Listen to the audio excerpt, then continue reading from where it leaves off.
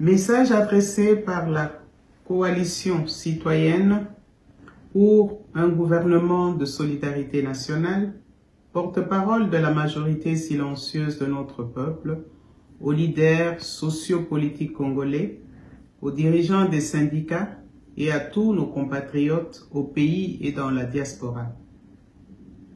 Je cite, « Seul un gouvernement de solidarité nationale ramènera la paix et rétablira l'intégrité territoriale, l'éthique et la probité morale parmi les politiciens de notre pays. » Fin de citation. Très chers compatriotes, il y a 10 mots fondamentaux qui résument le péril existentiel auquel notre nation est confrontée présentement. Ces mots sont les suivants: amour, abnégation, intégrité, justice, sacrifice, unité, paix, confession, pardon et réconciliation. Contrairement à ce que d'aucuns seraient tentés de penser, ces 10 mots ne concernent pas uniquement les politiciens qui nous dirigent. Chacun de ces 10 mots nous concerne tous, individuellement, en tant que membres à part entière de la nation congolaise. Indubitablement, chacun de nous doit s'interroger sérieusement pour prendre vivement conscience de sa propre défaillance au regard des exigences de chacun de ces 10 mots fondamentaux. Ce n'est qu'au prix de la ferme résolution que chacun de nous prendra dans cette veine que nous serons tous en mesure de nous unir afin d'agir ensemble pour sauver notre nation, redresser notre pays et le transformer rapidement, tous ensemble, en Eldorado africain.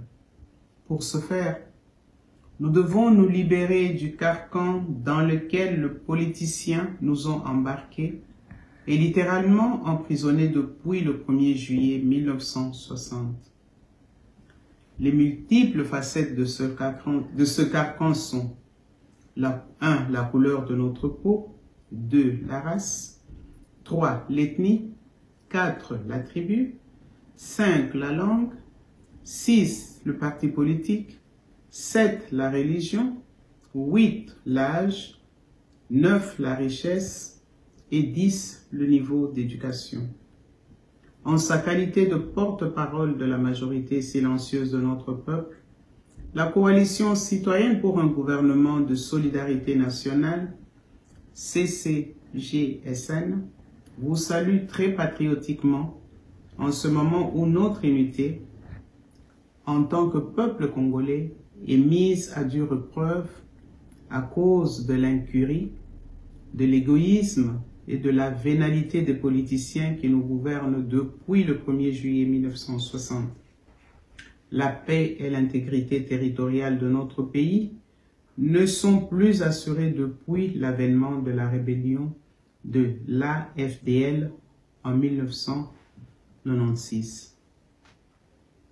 Les querelles de politiciens pour conquérir et exercer le pouvoir aux fins de ne servir que leurs intérêts personnels ont affaibli notoirement notre pays. La compétition acharnée entre politiciens pour succéder au dictateur Mobutu sur le fauteuil présidentiel permet à un consortium de pays étrangers de rentrer dans notre pays pour servir leurs propres intérêts, plutôt que pour libérer notre peuple du joug servile qui nous est imposé par ceux qui gouvernent notre pays depuis son indépendance le 30 juin 1960. Pour nous exhorter à remettre en cause les discours fallacieux des politiciens qui nous promettent pompeusement monts et merveilles, la coalition citoyenne pour un gouvernement de solidarité nationale a tenu son assemblée générale à la paroisse Saint-Joseph à Matongui, dans la commune de Kalamou, ce 2 mars 2024 de 14h30 à 17h30. Les travaux de cette Assemblée nationale ont été transmis en direct sur YouTube par la chaîne JLK TV. Des reportages ont été subséquemment diffusés sur les chaînes YouTube FK TV Monde, Plus Clair TV et Baobab News. Ci-dessous, nous partageons la synthèse des travaux de la dite Assemblée générale. En voici la substance. 1.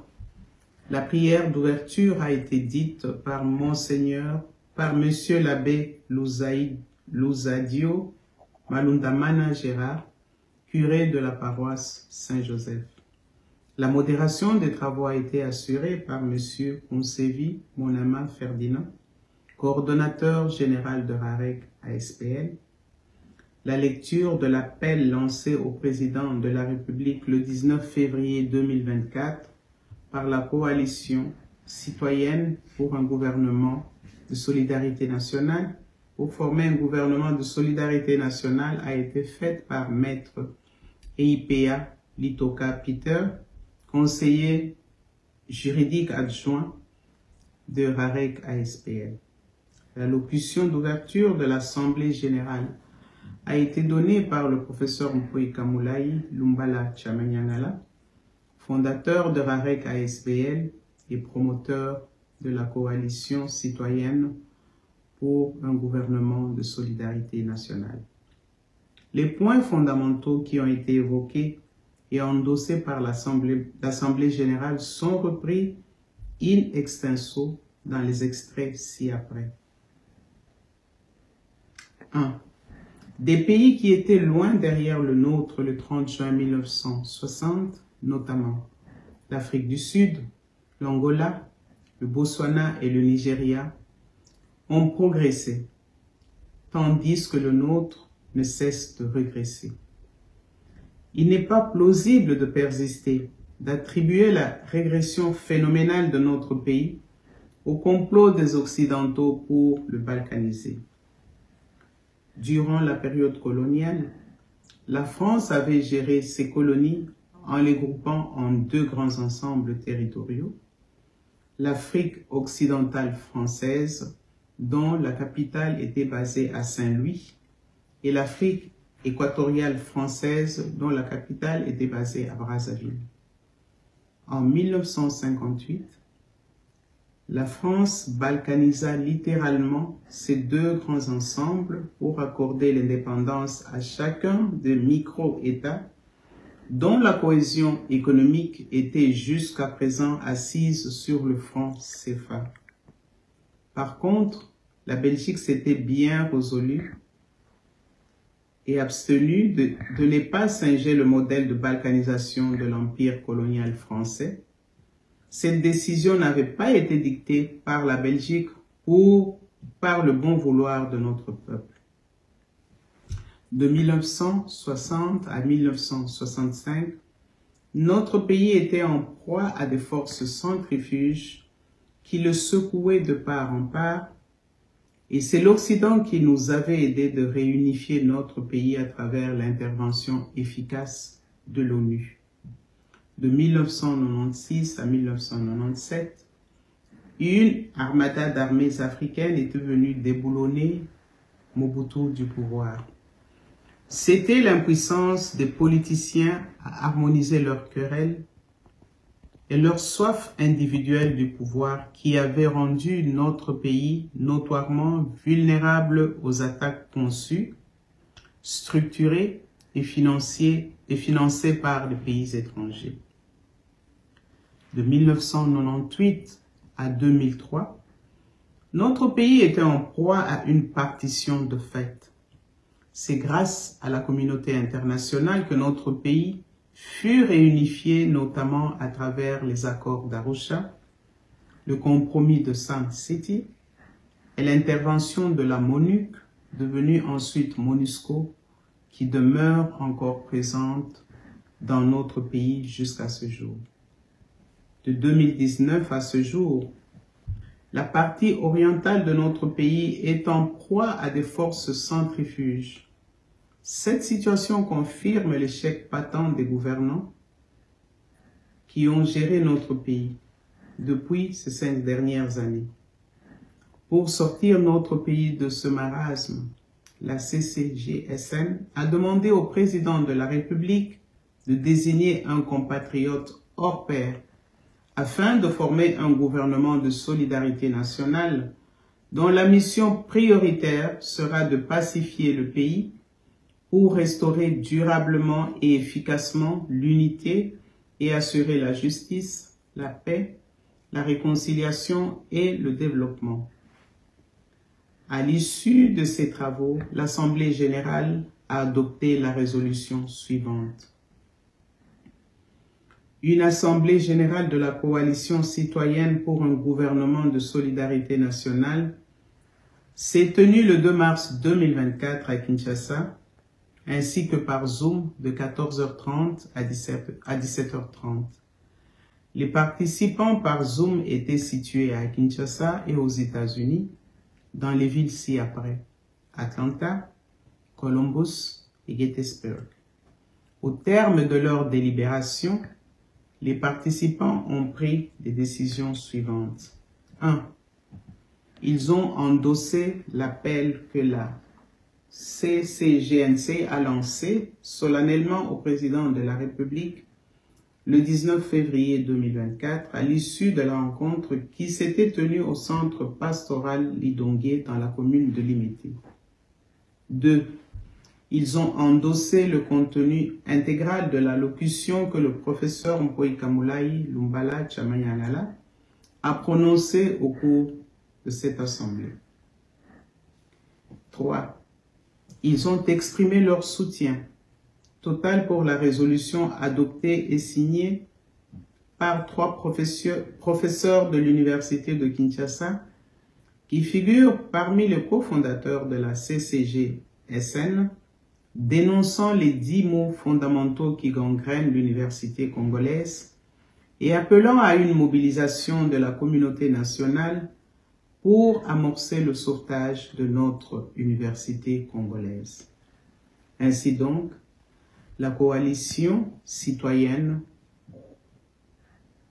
estime que pour sauvegarder l'unité de notre pays, afin de restaurer son intégrité territoriale et promouvoir l'éthique et la probité morale parmi les politiciens congolais, la décision primordiale inéluctable que le président de la République doit prendre en cette heure gravissime pour notre nation, c'est de doter notre pays d'un gouvernement effectif de solidarité nationale et de taille réduite, composé de ministres compétents et vertueux, et non des politiciens affairistes, carriéristes, véreux et corrompus, qui ont contribué depuis des lustres au marasme actuel de notre pays.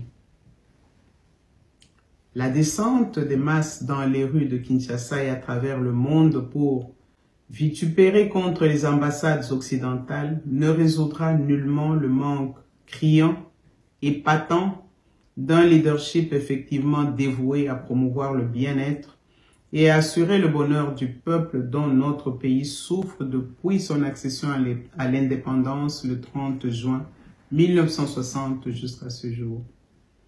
L'appui massif que les Occidentaux avaient apporté à l'Ukraine n'ayant pas entraîné les effets escomptés, ne serait-il pas illusoire de penser ou d'espérer béatement qu'un changement d'attitude de l'Occident vis-à-vis du Rwanda entraînera forcément un résultat qui serait plus promoteur pour pacifier notre pays?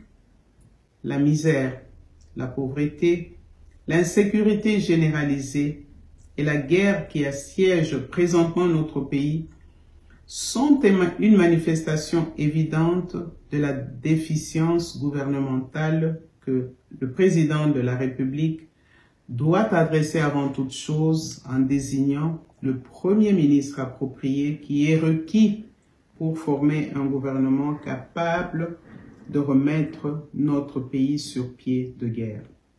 C'est pourquoi nous exhortons tous les leaders sociopolitiques et les dirigeants syndicaux de notre pays ainsi que nos citoyens qui aiment sincèrement la patrie et qui souhaitent la paix, la réconciliation, le développement et le bonheur de notre peuple, d'endosser l'appel de la CCG-SN pour que le président de la République désigne sans atermoiement ni tergiversation un compatriote hors pair en qualité de Premier ministre pour former un gouvernement de solidarité nationale.